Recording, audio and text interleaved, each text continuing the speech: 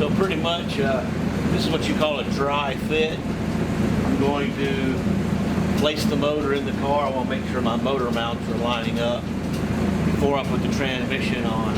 So I kind of call it a dry fit. I'm just going to stick it in, pop the two bolts in. Everything works good. We'll put it right back out. The first thing, the hood's in the way. Much as I hate to take it off, it's got to come on.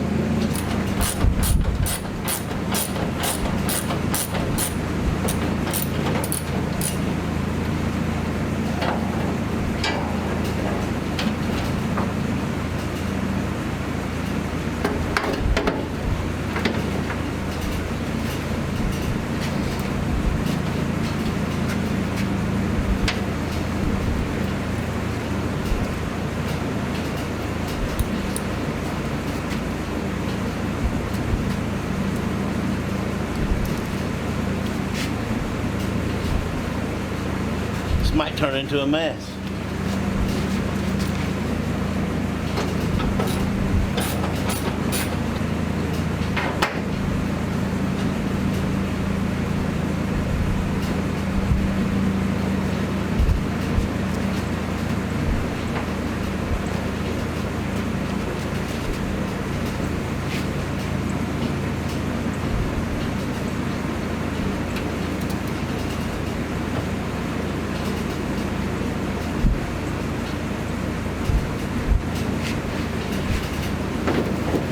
No, didn't want that to happen.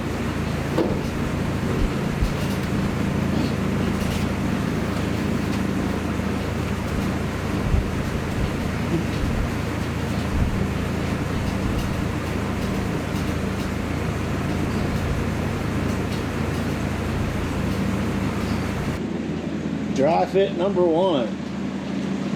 We're going to be putting this inside that. I don't know how a car just sitting and gets so much dirt with leaves on it. I want to do a wash job on the inside of it. I need to move that one line out of the way.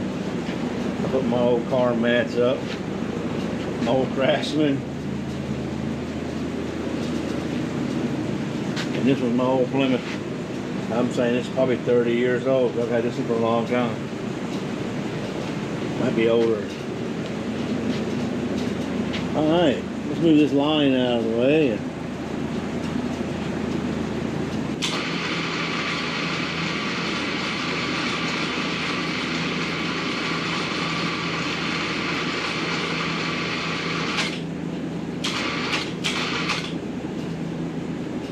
Please don't fall.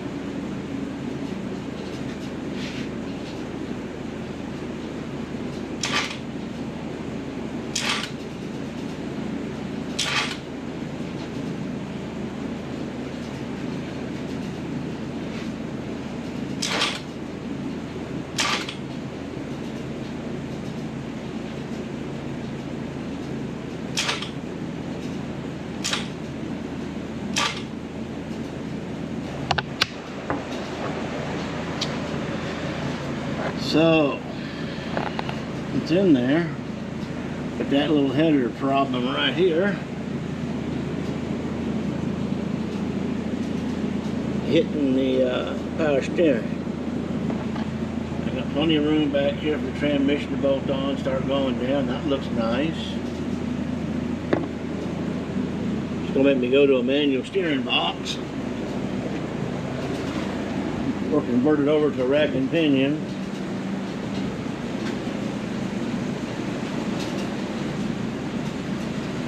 And it hitting there is causing that gap. It's not going all the way down on that mount, but it's there. The hole's in the right spot. It just needs to go down a little bit, and it can't because of the steering box. This side went right on. I gotta get that oil filter out of the way. It's in the notch. I didn't put all the weight on it because it's hidden over here.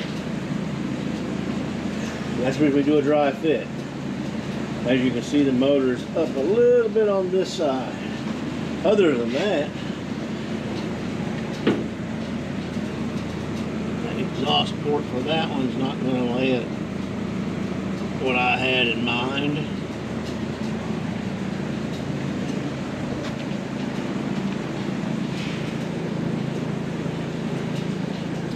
Nor is that one probably.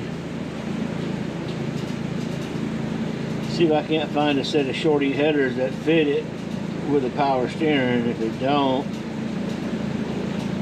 yeah, it's going to be very tight fit.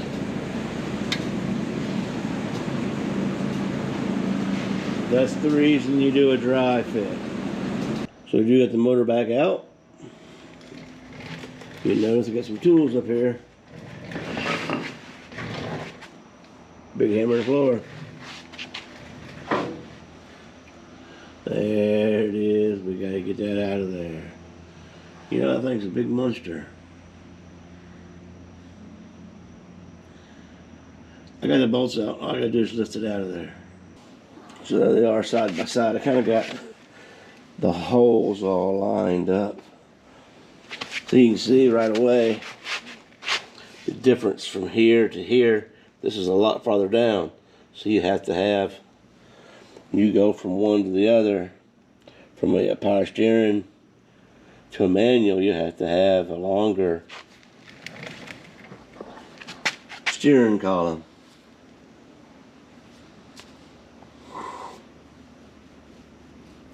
Man, that's a lot out of the way. See, it was hitting like right here, boom.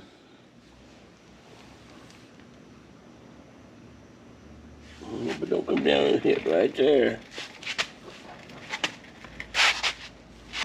So there's the manual box in. So now all we gotta do is pick the motor up and let's see if that one fits any better. That does look a lot smaller.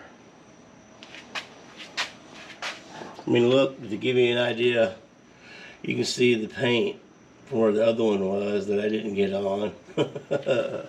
From the green to the yellow. Got a pretty tight fit, but it's in there. Motor mounts all the way down on it. I don't have bolts in it, but there's just a little bit of room in between there, but not much.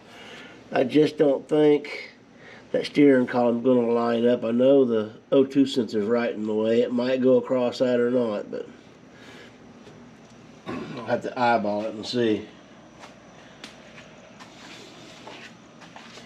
This side, the exhaust gets really close to the frame. I may have to cut a little of that notch there off, but it's close, but it's not hitting. Go straight down on that bar, but I think I can maybe get a turn on it. I don't know, we'll see. Might be worth getting some headers. I was hoping I could use the stock exhaust. But that's the difference between a power steering and manual, and pretty much doing these engine swaps. You're not going to put the power steering, not that style in there. You might go rack and pinion with power on it or something, or much smaller, but the one that comes in ain't going to fit, that's for sure. Barely, this one right here barely fits, so. So alright, now we're at the point where we're going to go to the next step. I've done had the motor in the car, had to take it back out because of the power steering. Took the power steering out, put manual steering in, put the motor back in the car, everything seems to line up. The bolts seem to fit through for the motor mounts. So I pulled the motor back out. It's sitting here on the floor. And now I've got our transmission pulled up over here that we're going to put on the back of the car. This is not the original transmission that came out of this car, but this is the same type. This is a 904 Chrysler transmission. That's what came in the car originally. This is one that I've had for a long time. It's completely been rebuilt. It's got a Cheetah manual valve body in it, and it's been sitting probably now for a good 25 years. It don't have probably 200 miles on it. I had it in a little Dodge Dart that I beat up down the road 2 or 3 times with it before I took it back out. But the transmission's a good transmission. Unfortunately, that last hurricane flood we had, the transmission did go underwater. Probably up to here somewhere, you know, a couple foot. It was out there in the garage, out there in the storage building. But I stood up on its end for over a month, drained it. Everything looks good. I took the pan off. It all looks fine. So we should be all right with it, which I'll run some brand new oil through it when we first get it started running. Then I'll change it one more time. But everything's okay there. So at this point now we have to put a 1960 something transmission, 904, to a 2007 motor. And believe it or not, there's not a whole lot of stuff you have to do. Chrysler was smart enough to keep the same bell housing bolt circle, which is a small block. You know, Chrysler does have large, big block bell housing and small block. But they kept the same small block, so it should bolt right up. The only other twist of turn that you have to do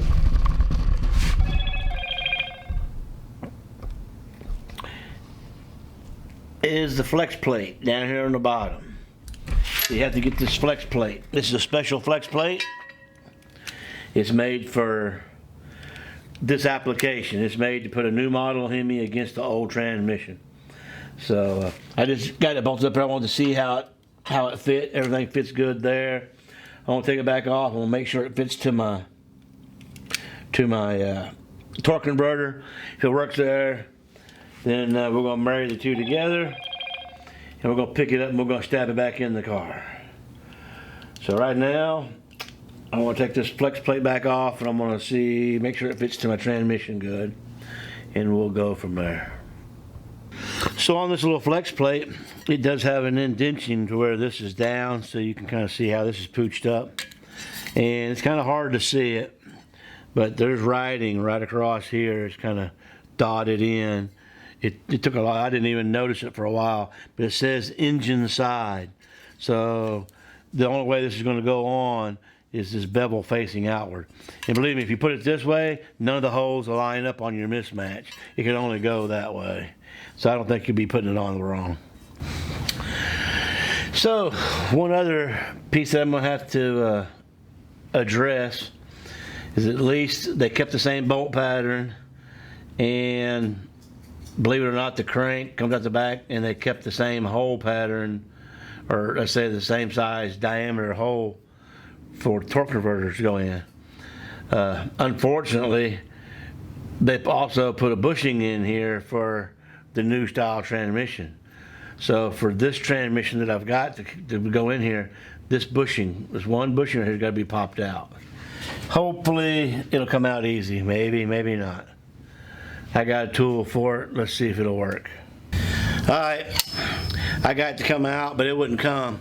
I had to take some heat, and while this was in here, I came straight in on top of the bearing and heated just one side of the bearing until it got red hot, and then I popped it out. But that was fighting me, didn't want to come out. Hopefully we didn't get too hot on the seal. That's hot. It's not like it don't get hot when it's running, but we'll let that naturally cool down. I think we'll be okay. So we got the flex plate on. Torqued all the bolts to 65. In the book it says anywhere from 65 to 70, so 65 seems to be off a lot. So now all we gotta do is, I got the bushing out. So now we're gonna marry these two together. Got the motor mounted. I don't have the flex plate bolts in yet, but we'll do that down the road a little ways. Right now, I just want to get it in and get it out of the damn way.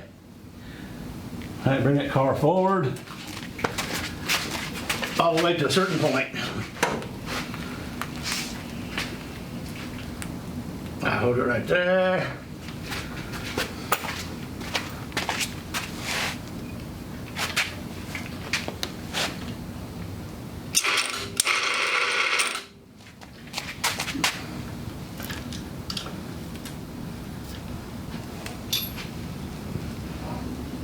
Keep cranking that.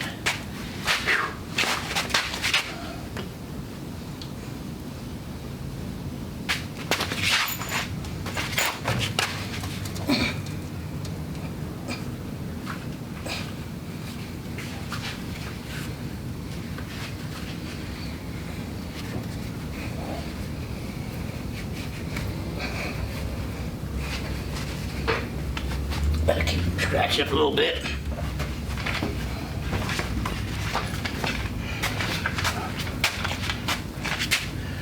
Stay right there. You can't go over where he's at. And you may have to push down on that shaft a little bit. This side or that side, either way, yeah. You gotta push the car forward some. Let him push down that shaft. Okay, hold up.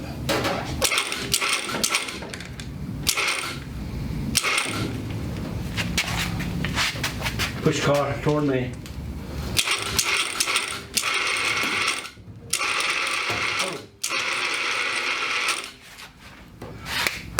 Now we gotta crank this back the other way.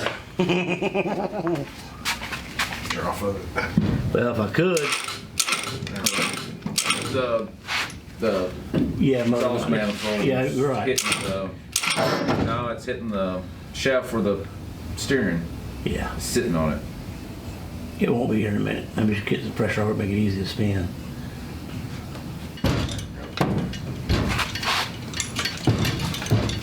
Yeah, keep going a little bit more. Just a little bit. That's about good. Hold on for a second. That's what we got right there for a second.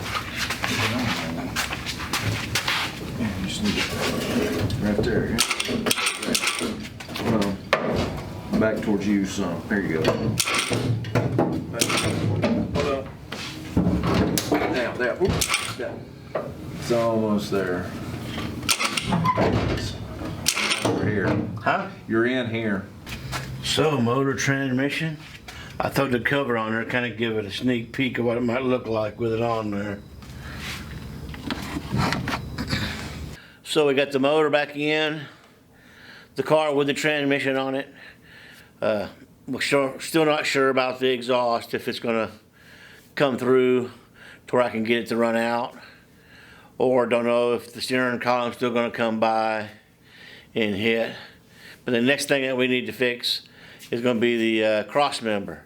The cross member is gonna be modified a little bit because the kit that we bought and put in this car brings the motor and transmission forward by an inch. So we're gonna have to move the mount an inch forward. And so the next episode, you'll see how we take care of that problem. So until next time,